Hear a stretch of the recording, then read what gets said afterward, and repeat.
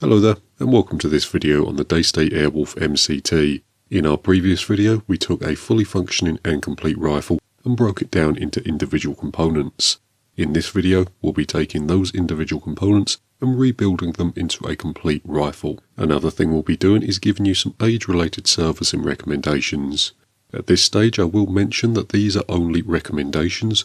You don't have to do these if you don't want to, and there's no law that says you have to. These are just manufacturer recommendations. Before we get into that though, on your screen now will be a complete list of all the tools that we're going to use in order to carry out this reassembly process. It includes all the Allen key sizes, all the spanner sizes, and finally any Daystate specific tooling required to complete the job.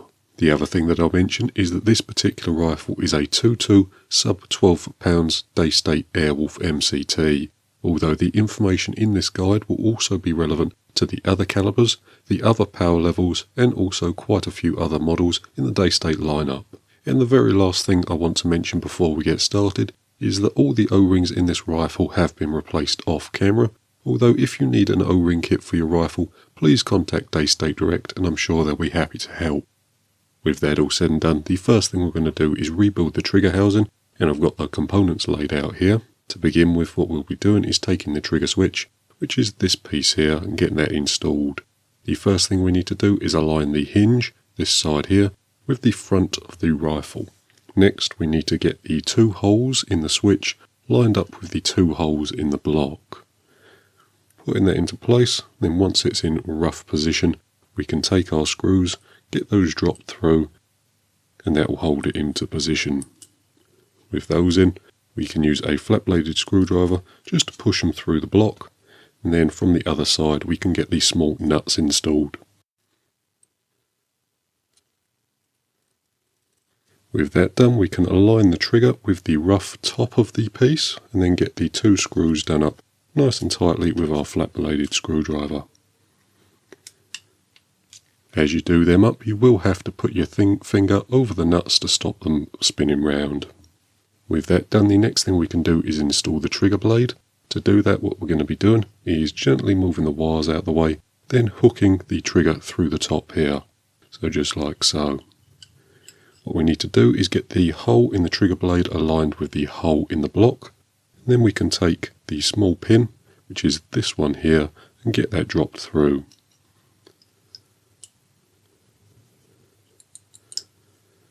At this stage we can take the trigger weight spring, which is this one here, get that dropped into this hole here, and then we can cover that over with the trigger plate, this piece.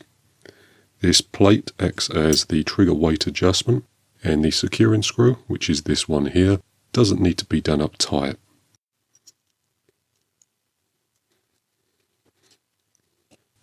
So what we're going to be doing is just doing it up until we feel a small amount of tension on the trigger blade, and then once it's in position, we'll also listen out for the click of the switch.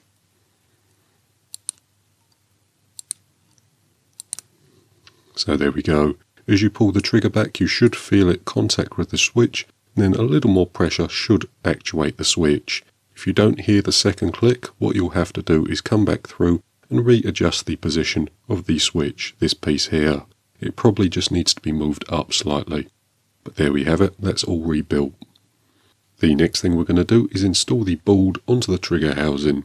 To begin with, we're going to flip the board up, then get the capacitor, which is this black part here, aligned with this round here, and we can drop that into place. Now if we take a look at my board, I have a number of cutouts where the screw heads go. That's just to make it a little easier to reinstall the board. Your rifle won't have these cutouts in them, and it's not necessarily recommended to put them there. It does make installing the board a lot easier though. With that done, we can take our screws, get them dropped into the holes, and then get those done up with a flat-bladed screwdriver. What we're going to do is start all three first, then go round and do them up nice and tightly. Before we do them up tight, we're just going to flip the board over and make sure none of the connections have got pinched between the board and the trigger housing. So we're happy there, and the screws can be done up nice and tightly. There we have it. There's the board put onto the trigger housing. The next thing we can do is install the connections. So to begin with, we'll install the lock. The lock is this one here, and the lock just goes in the first position, the connection closest to the coil. The next one we'll install is the trigger, and the trigger goes in this pin here, so the one closest to the lock. The final one we can install is the charging port, which just goes at the back here. So there we have it. Those are the connections, and there is the connection positions. I'll get you a good look at that so that you can see where they all go. The very eagle-eyed among you will notice we've also replaced the board. The capacitor on the old board was getting a little old, and as you can see here there is a little bit of liquid starting to appear in the cap.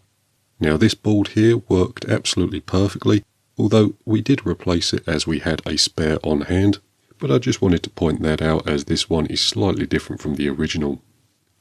With that done, the next thing we can do is rebuild the safety. So to begin with, we'll take this piece here and just add a small amount of moly grease to the back of it. We don't need tons on this component, we just need a little bit of a coating. If you don't have moly grease, any high quality grease will do. With that said, we can take the safety back, and whilst aligning this pin here with this pin here, we can get those two pieces hooked together. And it should be limited in its rotation. The next thing we can do is get the securing screw, this one here, installed in the back. Before that goes in though, I am just going to be adding a small amount of Loctite to that, just some glue to keep it from vibrating loose. Getting that done up nice and tightly with a 5mm Allen key. With that done, we can drop the small ball bearing and the spring in this hole here, and before that goes in, I am just going to add another small amount of moly grease to that. And then we can get the 1/8 ball bearing dropped in the back. Get that dropped in, and then we can drop the small spring in after it. With that done, we can cap that off with the small grub screw, getting that done up flush with a 1.5mm Allen key. So that just needs to be flush with the housing. With that done, we can make sure the detent works, which it does, and it feels quite nice there. If you needed a tighter detent, you could just do this screw in 1/4 of a turn, and that would make the detent a little tighter. With that done, we can take the rubber bung here and get that pushed into the back nice and securely. And there we have it, that's the safety complete. With that done, the next thing we can do is rebuild the hammer housing. So I've got all the components laid out here, and the first thing we're going to be doing is installing the valve seal and the small brass nut. To begin with, we'll take the valve seal and just add a small amount of silicone grease over the O-ring. Just a small amount will do us, and we can wipe off the excess with our fingers. The next thing we need to do is drop the O-ring down into the little seat. It's probably hard for the camera to focus down there, but you can see it with the naked eye. We can drop the O-ring down, then use a long flat-bladed screwdriver or something similar to get the O-ring hooked into the seat. And there we have it. Once we're happy, we can take the brass nut, this piece here, then drop that over the top, shake it into position, and again, using our small flat-bladed screwdriver, we can just hook that over until it's in the right position. And there we have it. The next thing we can do is take our nice long flat-bladed screwdriver and get that nut done up nice and tightly.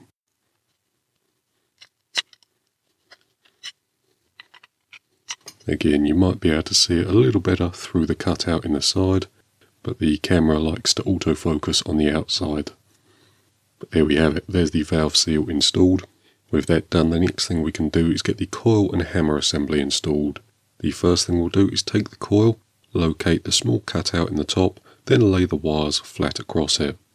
What we can do then is line the coil up with a block, gently push that into place like so, then get that pushed all the way home.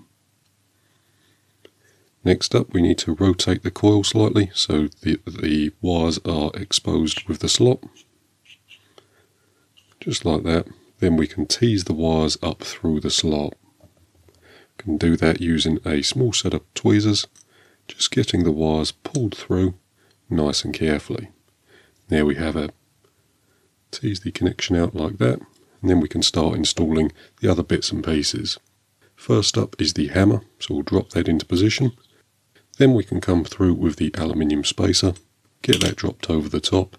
Then finally we can top that off with the O-ring, then get it all secured using the safety.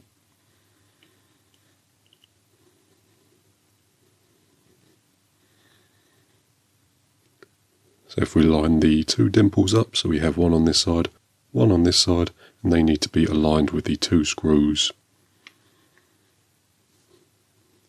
With that done, we can take our securing grub screws, these ones here, and let's get those installed in the side.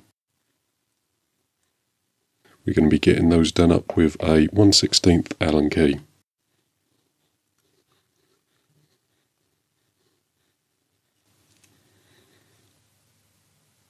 With that done, the next thing we can do is get the trigger housing installed onto the hammer housing.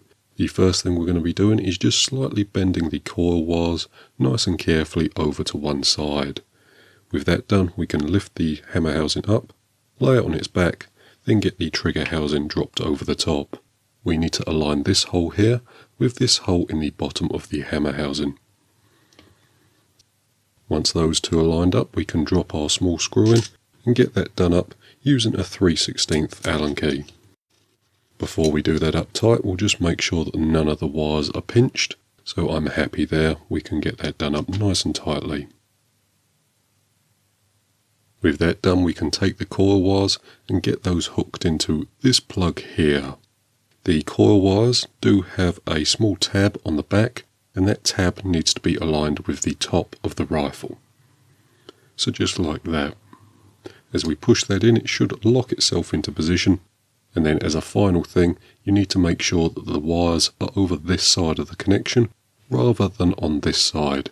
If they're on this side, it will make it incredibly difficult to install the screen, so just make sure that they're close to the capacitor. The next thing we can do is get the top block rebuilt.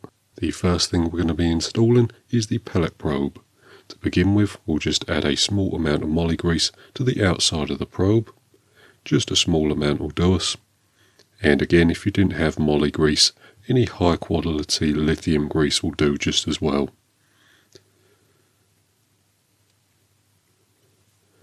With that done, we can align the counter bore in the pellet probe with the top, or the bottom of the block I should say, then install that through the rear. The next thing we can do is add the cocking dog. The cocking dog is this screw here with the small brass collar.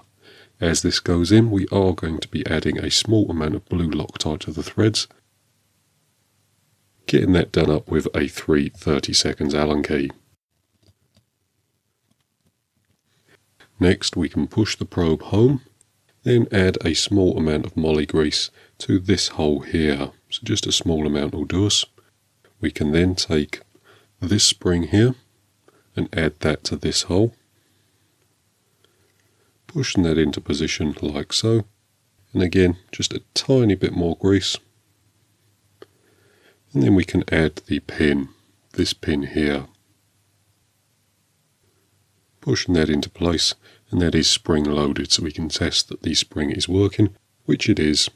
The last thing we can do is take our indexing system here, add a small amount of moly grease to this area here. Again, wipe off the excess with just a cotton bud or our fingers. Then we can get the indexing system dropped over. You can see on one side it has this cutout section, and that needs to be aligned with the top of the block, so the flat side should be facing us.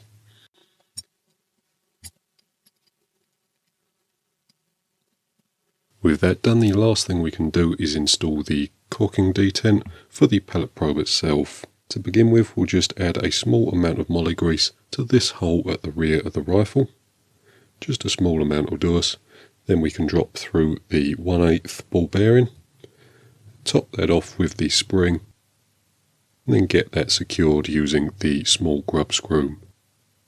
Getting that secured using a 2mm Allen key. This doesn't need to be done up tight, it just needs to be flush with the top of the block. With that done, we can flip the block over and just test the detent, make sure it's working as it should. So I'm happy with that. The next thing we can do is get the barrel installed. Getting the barrel installed is a nice easy job. The first thing we need to do is locate this counterbore in the bottom of the barrel. The counterbore needs to be aligned with the bottom of the block, and once we have that aligned, we can push the barrel in nice and gently. As we do so, we can line up the dimples in the bottom of the barrel with the dimples, or the holes I should say, in the bottom of the block. Once we've done that, we can secure that using the 2 grub screws.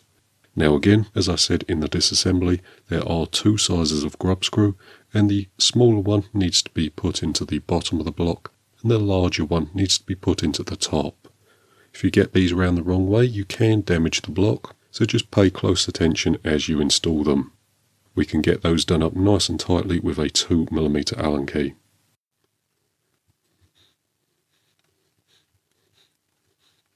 With that done, we can flip the block over once again, and then we can pull back the pellet probe, being nice and careful not to lose our indexing system. Pull that back slightly, and then we can install our transfer port. So the transfer port is this piece here, and before that goes in, we are just going to add a small amount of silicone grease to the O-rings around the end. Getting the transfer port located in the counterbore in the bottom.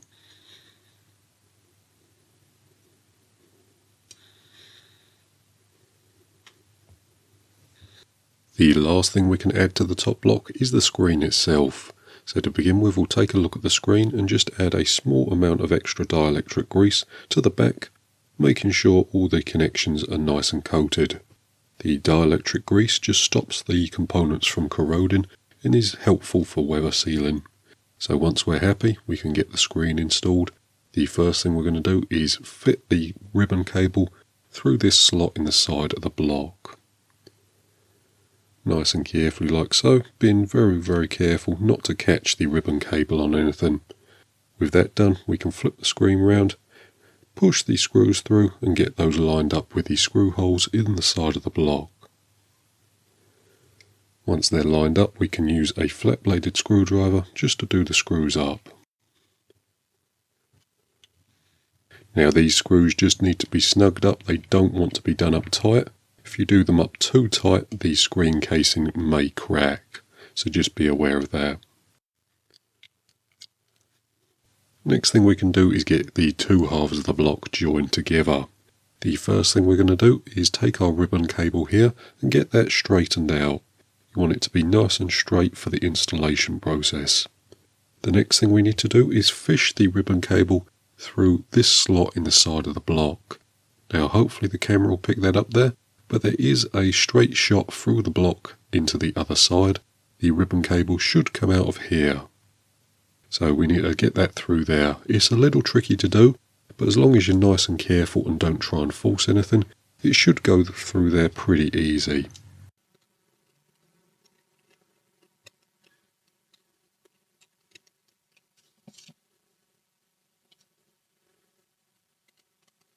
There we have it. Once it's through to the other side, you may need to use a small flat bladed screwdriver just to pick the ribbon connection up, and that allows it to go all the way through. With that done, we can get the 6 securing screws into the top block to get these 2 blocks joined together. The first thing we'll do is add the 2 countersunk bolts, and they're just these flat headed bolts here. So one in this side and the other in this side. With that done, we can get the other 4 cap-headed bolts installed, and that's 2 in the front and 2 in the rear.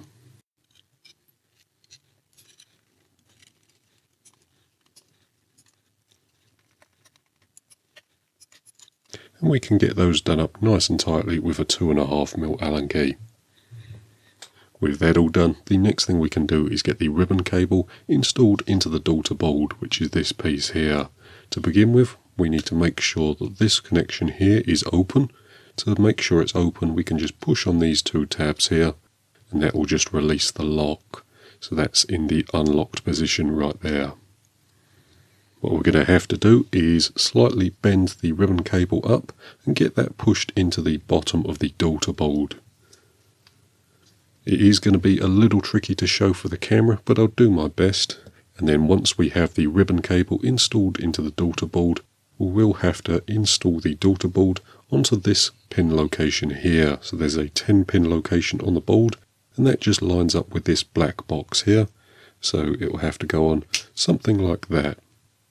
Again, it's going to be a little tricky to show, but I'll do my best with the camera.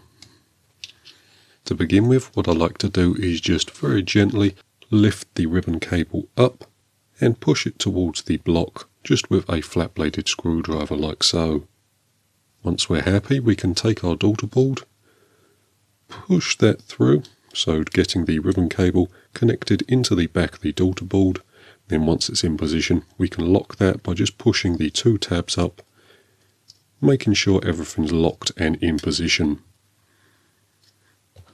And again, I'll just get you a close look at that. So hopefully you can see that there, but the ribbon cable is fully installed into the daughter board. Now we can install the daughter board onto the main board. This shouldn't be too tight. It may be a little stiff because the board has a little bit of Velcro behind it, but the daughter board should just go onto the 10 pin slot nice and easy. If you're forcing anything, or if it's too stiff, you may be bending the pin instead of installing it. So just be careful as you do that, and then make sure that you've installed the connection right and that you can see all 5 pins. With that done, the next thing we can do is rebuild the front block. So you'll notice I have 2 here. This is the original that came out of the original rifle, and this one is the new replacement. This piece is over 10 years old, and it is recommended to replace these after that 10-year working life is up. Again, that is only a recommendation, but we are going to be replacing it on this particular rifle. To begin with, we'll just add a small amount of silicone grease to this O-ring at the top here. This is a little hard to do when we get the gauge installed, so we're doing it now to save us a little bit of time later.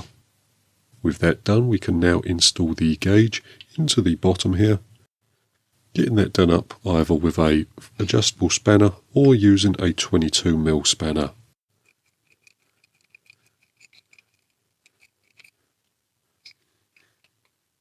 With that done, we can now get the Foster fitting installed. The first thing we're going to do is add a small amount of silicone grease to the one-way valve. With that done, we can get that pushed into position, and with the O-ring located towards the back of the threads. So just like that. With that done, we can get that lightly screwed into this spacer piece here. And then we can get that installed into the bottom of the block, getting that done up nice and tightly with a 16mm spanner. As we said in our previous disassembly video, the bottle housing, the bolts that hold the bottle housing onto the main block, and also the bottle itself has a working life of 10 years. It is recommended by Daystate to replace the bottle housing, the bottle and the screws after that 10-year working life is up. However, there is no law or requirement for you to do this. This is simply a manufacturer recommendation. The next thing we can do is install the bottle housing. Before that goes in, however, we do need to install the valve seat and the valve pin. To begin with, we'll take the valve seat and add a small amount of silicone grease to the outside O-ring, wiping off the excess with our fingers. The next thing we need to do is locate the counterbore side and get our valve pin pushed through this side like so. You can see on the other side of the valve seat that it has a flat side, and this flat side needs to align with the rear of the block. But once we have that established, we can get the valve installed into this bore here, and I'm not sure if I can get it at the right angle, but there is a hole in which the valve pin needs to be pushed through. But there we have it like so. You should feel a small amount of O-ring resistance as you push the valve pin into its final location. The next thing we can do is put the bottle housing on. To begin with, we'll take the pressure sensor wires, these ones here, and fish them through this hole in the front of the block. Being nice and careful not to damage the wires as we push them through. The next thing we can do is push the housing up against the front there, but just give it a little wiggle and it should go into its final resting place. Once we're happy, we can get the 5 screws installed and then get those done up with a 4mm Allen key.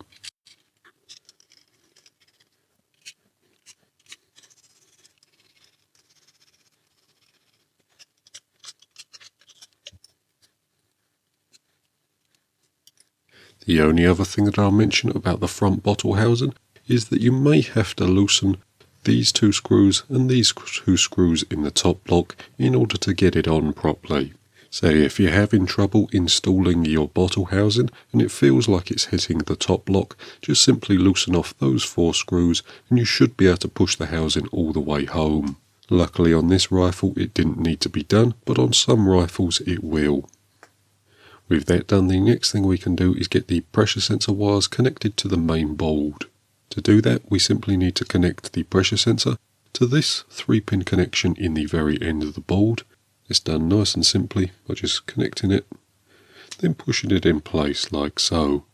With that done, that's all of the electrical connections complete on the board, so now we can hook up a battery and make sure that everything works. So we'll take our battery here and locating the pin, you can see on one side it has 2 ears. These 2 ears need to be aligned with the top of the block. And the battery terminal is just this one in the side of the block. So we can push that in place. And then as you can see there, the display has lit up. So we'll just run through a quick test to make sure that everything is still working as it should. To begin with, if we flick the safety, it should turn the display off, which it does. Flick it back on and the display should come back on. The next thing we'll test is the lock, so we'll get the lock key, put it in the bottom there and flick it off. So at this point nothing should happen, we shouldn't be able to do anything with the board as the rifle is now locked, but if we unlock it, the rifle should turn itself back on. The last thing we can test is the trigger itself.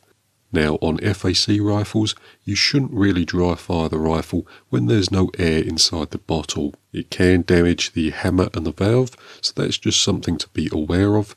Although as this is a sub 12 pound rifle, 1 or 2 dry fires isn't going to hurt anything. So we'll just test it. And hopefully the microphone would have picked that up, but we did hear the hammer fire. So I'm happy that everything's working. The only other thing that I will mention is that if we have a look at the display, you can see that the pressure sensor is reading 33 bar. That's normal, don't worry about that. They all register 33 bar when there's no air inside the cylinder. And that's one of the reasons why we always carry out a mechanical check to make sure that the rifle's out of air.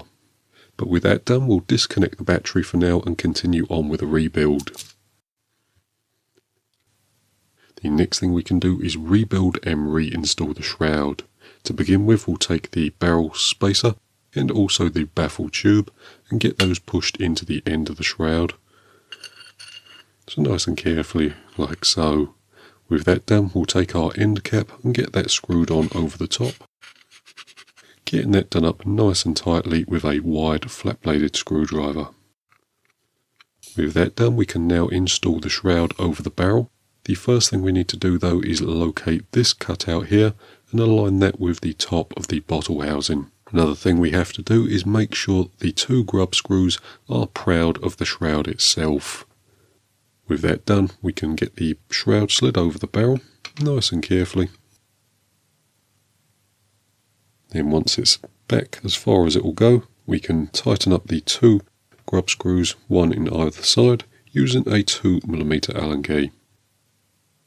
The last thing we can do is make sure that the shroud isn't touching the block. So there should be a small gap between the end of the shroud and the start of the block. If the shroud is touching the block, you will want to move it forward slightly, as if the shroud's touching, it may cause you accuracy issues. The final thing we can install before the rifle goes back into the stock is the bottle. Now I'm going to be replacing the standard alloy one with a brand new carbon fibre one. The carbon fibre one is a slightly larger capacity at 480 cc's as opposed to the 400 of the alloy bottle, Another added benefit of the carbon fibre cylinders is that they have a 15-year working life as opposed to the alloy bottles which have a 10-year working life. But again, this is just a manufacturer recommendation. There is no law saying that you have to replace your bottle or your bottle housing after the 10-year working life is up. The only other piece of information I'll give you is that if we take a look at the bottle here, you'll see the manufacture date is stamped on the bottle. Now, because of the time it takes to make the bottles, to ship the bottles, and to store the bottles, if you go ahead and buy one today, it's very unlikely that you'll get a 2023 date. The bottles are normally a few years out of phase. However, as long as you're buying a brand new bottle, you can actually take the date of installation over the date that's stamped on the bottle. You would have to go by the date that's stamped in the bottle if you didn't know the date of installation. However, if you know the date of installation, you can go by that instead of the one stamped on the bottle. But with that all said, we'll get this one out of the way and we'll install the carbon fibre bottle. To do that, the first thing we're going to do is take this O-ring here and just add a small amount of silicone grease to it. Just a small amount will do us. We can wipe off the excess with our fingers. Then we can get that dropped into the neck of the bottle, just like that. With that done, we can now screw it onto the front of the rifle and then get that done up nice and tight. Now, as I've installed the carbon fibre bottle, I'm not going to be installing the barrel band, so we can leave this off. The only other thing I'll mention is that if we take a look at the gap between the shroud and the bottle there, you can see that we have a gap all the way along. If your bottle was touching your shroud, that may cause you accuracy issues. So just make sure that your bottle isn't touching your shroud. With that all said though, the next thing we'll do is fill the rifle up with air and make sure that we don't have any leaks. Right then, so I've put about 140 bar of air inside the rifle and just gave it a once over to make sure that we've got no obvious leaks. The rifle seems to be holding air fine, so I'm happy that we can put the action inside the stock. To begin with, what we'll do is get the battery installed. To begin with, we'll take our battery terminal and get that hooked up to the board, which is this connection here. Get that pushed in nice and carefully. Then we can stick the battery to the Velcro. And then whilst we're here, we'll hook the battery wires between the battery and the trigger housing, just like so. The next thing we need to do is make sure that nothing is protruding past the sides of the block. So as you can see there, the battery is a little off to one side, so we're just going to move that very carefully. And there we have it, the battery is no longer protruding. The next thing we'll do is just take our stock and get that dropped over the top. And again, I'm just making sure that none of the wires are going to get caught between the action and the stock.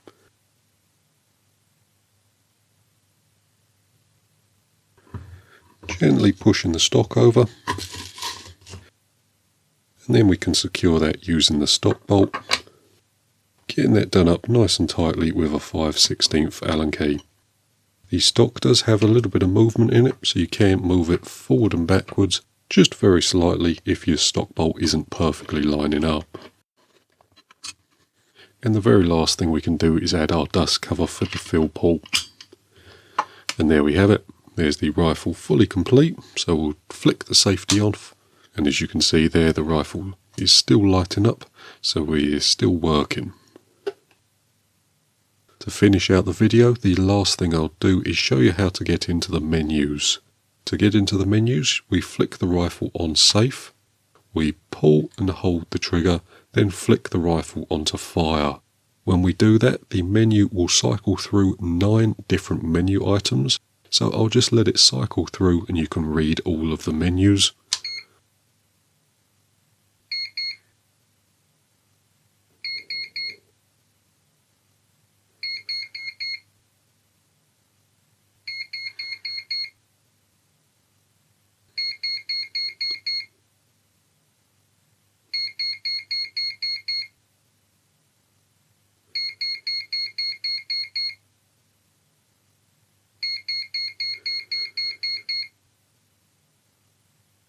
Once we get to menu item number 9, we can flick the rifle onto safe and that will turn the display off. So to actually get into one of the menu items, all we need to do is release the trigger once we get to the menu item we want to edit. So for example, what we'll do is we'll change the power of the rifle from high power to the second power setting. And to do that, all we need to do is push and hold the trigger, then flick the rifle onto fire. We're looking for menu item number 4.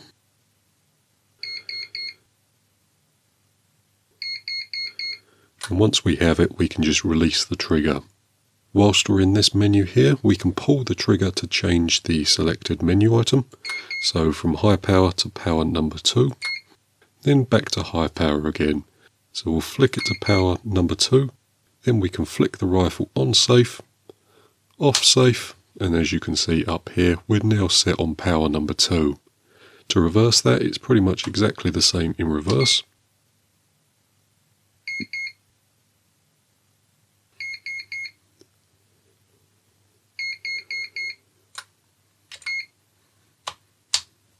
And then as you can see up here, we're back to high power. All the menu items are fairly self-explanatory, so I won't go through them all in this video. But that's how to get into the programming menu on the AirWolf. With that all said and done, that's pretty much going to do it for this video.